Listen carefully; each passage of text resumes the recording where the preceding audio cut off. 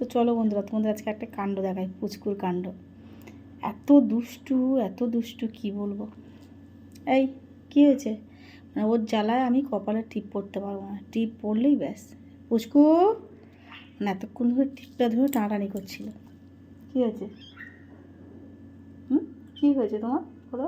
এই দেখো, লাগছে। কী হয়েছে বল? হ্যাঁ, বুঝতে পারছো বন্ধুরা? কী হয়েছে বল? এই টিপটা কী করেছে তোকে? দেখেছে, টিপ, নাক চাবি, মানে ওর জ্বালায় এইসব কিছু পড়ার অবস্থা নেই। কী হয়েছে বল? টিপ, নাক চাবি তোকে কী করেছে? এত পেটা পিটবো না তো। লাগছে